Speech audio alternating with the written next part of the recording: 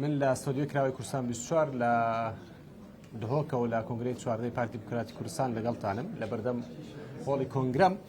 سا رباس حملان اندامي كونغرا ولو كانديد بو انجمني سركدات بارتي لقل معنا بيت كاكري باس بخير بيت زور سپاس اما خلنا نبني كم كونغري بجار لقل بارتي شو بو كونغرا راستەکەی دوانزە ساڵە پارتی دیموکراتی کوردستان کۆنگرەی نەبەستووە ئەم کۆنگرەیە کۆنگرەیەکی زۆر کاریگەر و گرنگ بوو بۆ تێکەڵبوونەوەی قەواعید و سەرکردایەتی و مەکتەب سیاسیەکان پێکەوە ئاوێتە یەکتری بوونەوە لە چەند مانگی ڕابردووە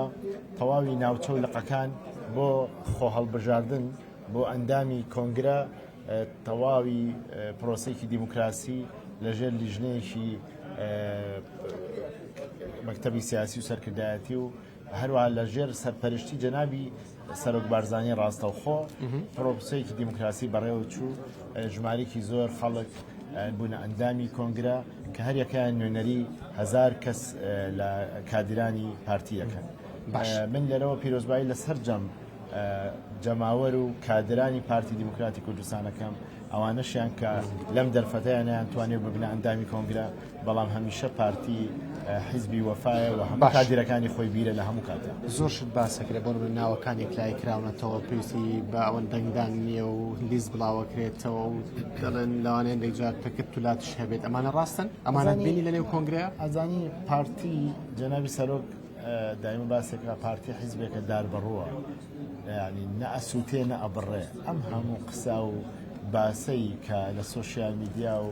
لە هەندێک لایەنیکەوە بەرامبەر پارتیەکرێ بەڕاستی هیچ ئەساسێکی بۆ نییە ئەساسی چییە؟ پارتی لەسەر یەک ڕێبازە و یەک سەرۆکی هەیە و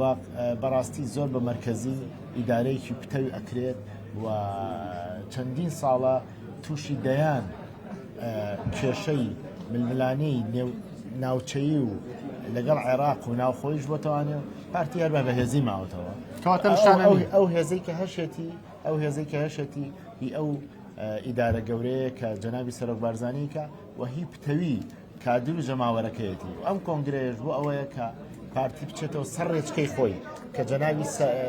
ڕەحمەتی مەلا مستەفای بارزانی ئەم حیزبەی پێش 76 ساڵ دامەزراندووە هەندێک پرەنسیب و مەبادی ئەیگەڕێنێتەوە سەر خۆی ئەمانە هەنەوەی کە باسم کرد هەن یاخود نەخێر نییە بە هیچ شێک باشەکەت ئەزانی جیاواز هەیە مەسەلەن لە هەموو حیزبەکە کۆمەڵی خەڵک ڕەیان شتێکیە بەڵام لە کۆتاییە هەموو لەسەر یەک ڕێبازوەک ئامانجیشەکە پەیڕە و پرۆگرامەکەت پێ چۆن بوو لەگەڵ هەلومەرجی ئێستا گونجێەوی ئێستا لەبەری پارتی 12 ساڵێنەی کۆنگرەی نەکردووە پەیڕەوێک داڕێژراوەتەوە بۆ داهاتووی پارتی و ئێستای پارتی زۆر بە پتەوی کە خزمەتی جەماوەر و دەنگدەر و کادری پارتیەکە بۆچی لە ڕابردوو لە سیانزە کۆنگرەکەی کە پەیڕە دانراوە عمودی بووە لەسەرەوە بە خوارەوە هاتوو دەخوار بە زەمایان وفوقیە لە خوارەوە پێداویستی کادر و جەماوەرەکەی پارتی چییە بۆ کۆنگرە هەموو داواکاری و تێبینی و ڕێنمایەکانیان هاتوو بە کۆی دەنگی ژەم ڕۆپەسەند باش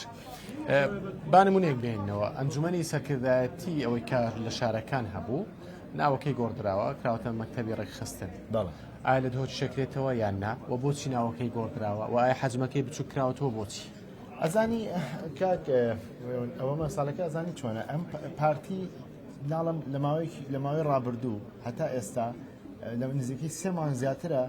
بە هەموو لایەک خەریکن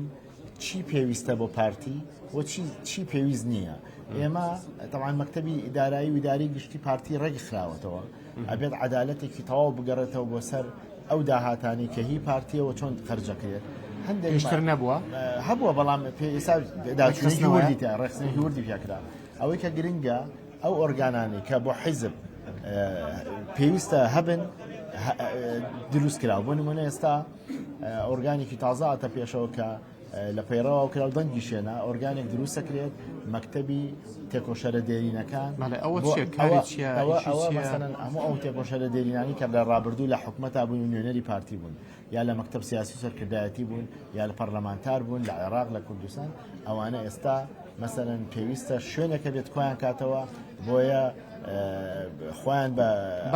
کۆکرانەوە کاریان چی دەبێت کاریان ئەم شتانابێت یەکەم جارەوە 3 مانگ جارێک لەگەڵ جەنابی سەرۆک کۆبنەوە تەواوی سەرنج و تێبینیەکانیان لەسەر ئەدای کادرانی حیزب لناو حزب لناو حكومة لناو برلمان أو أنا بورتر بتجربة إخوان أدنى جنابي سروكو مكتبي سياسي وهم تشاودير بن هم بجدار بن لا بريار استراتيجية كان كبارتي أيدا رأي أوان جوري ژمارەی ئەنجومەنی سەرکردایەت کە ئێستا بتە کومیتەی ناوەندی هەر 51 کەسە پێویستی نۆ بەڕای کەسیش تۆ بە احتیاطە بەڕای تۆ پێویستی بەوە بۆ زیاد بکرێت یان نا؟ طبعا لبري هم جماهيري بارتي گەورە بووە هم خەڵکی کوردستانی ژماری زیاد بوو لە مایم 12 ساڵەیە پێویست بوو بەڵام لەم مەرحەلەیە جەنابی سەرۆک وای پێ باشەوە خۆی بێنێتەوە وەلەو هێشتا ینی دوایەمە کۆبوونەوەیەکەیە کە لەوێ قەرارە چۆن سەرکردایەتی هەڵبژێرنەوە چەند کەس بن بەڵام تا ئێستا تا لەگەڵ جەنابەت قساکەمە لەسەر 51 و نۆ کەسیش مەکتەبی سیاسیش مەکتەبی سیاسی 15 بۆ 7 کەسن بەڵام ئەم جارە مەکتەبی سیاسی احتیاطیە بێ چونکە لە ڕابردوو ئێمە مەسەلەن چەند کەسێکمان شەهید بوو چەند کەسێکمان کۆچی دوایی کرد لە مەکتەبی سیاسی کەس نەبوو گیان بگرێتەوە احتیاطدان بێ ئەی دابەشکارێکە بە پێ جوگرافیا بێ ئەزانین چی لە پارتی ناوچەگەرێتی نییە بەڵام لە ڕووی جوگرافیەوە بۆیە پارتی بتوانێت ئەو پارتە بگەڕێنێتەوە سەردەمی ڕەحمەتی مەلا مستەفا کە پارتی هی هەموو کوردستان بووە پارتی ناخرێتە ناوچەیەکە بڵێن هید و هیبادینان و هەولێرە پارتی هی هەموو کوردستانە و خۆی بە خاوەنی هەموو خەڵکی کوردستانی ژەزانەیە و هەموو دەرفەتێکی ژەڕەخسێنێ بۆی کە کادران و لقەکان و ناوچەکان لەمەلا زیاتر ئیشکەن بۆ بەدەستێنانی زۆرترین جەماوەر چکە پارتی ئێستا لە شەرعێتی شۆڕژگێڕی واتە سەر شەرعێتی ئیداری و یاسایی کە کاری پەرلەمانتاری و کاری دەنگدان و کورسیە زۆر لەسەر ئەواکەوە لە خۆش بەزیابێتە ئێستا پارتی هێزی یەکەمە لەسەر ئاستی عێراق وەرەمی کوردستان بە کورسی و بە دەنگ و بە هەموو ئەو هەڵبژارنانی کراوە. سپاس بۆ ڕێباز حەملان ئەندامی کۆنگرە و کاندید بۆ کۆمیتەی ناوەندی. ئینشاڵڵا سپاس کە لەگەڵمان بوویت.